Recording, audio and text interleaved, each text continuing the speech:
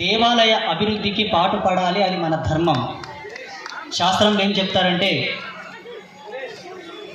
ఎవరైతే దేవాలయానికి వాళ్ళ తమ వంతుగా సహకరిస్తారో వారికి 100 యజ్ఞాలు చేసినటువంటి ఫలం వస్తుందని చెప్పి శాస్త్రంలో చెప్తారు.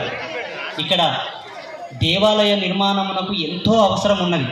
మొత్తం తిరిగి చూసాం కాబట్టి తెలుస్తూ ఉంది. ఈ దేవాలయానికి మీరందరూ మీ వంతుగా తమ వంతుగా సహకరించాలి. సహకరిస్తారా లేదా ఒకసారి చెప్పండి. మీరు మనస్ఫూర్తిగా సహకరిస్తే ఈ వేదిక మూలకంగా మీ అందరికీ పూజ్య స్వామివారి యొక్క చరణామృతములతో ఆశీర్వచనం చేస్తున్నాను. అష్టలక్ష్మి అనుగ్రహ ప్రసాద సిద్ధిరస్తు. తప్పకుండా మీరందరూ సహకరించాలి. మీరు సహకరించకపోతే ముస్లిమ్స్ సహకరిస్తారా, క్రైస్తవులు సహకరిస్తారా? చెప్పండి. మనమే కదా చేయాల్సింది, వేరెవరైనా చేస్తారా? తప్పకుండా. ఇక్కడే కాదు, భారతదేశంలో ఎక్కడైనా దేవాలయ నిర్మాణము జరుగుతుంది అని నీ చెవిన పడిందంటే అది శివాజ్ఞగా భావించండి.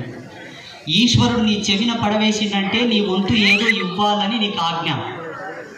లక్షలు కోట్లు ఇవ్వక్కర్లేదు, 1000 10 ఇవ్వక్కర్లేదు, ₹1 ఎక్కువ తీసుకెళ్ళి అక్కడ సమర్పించి రావాలి.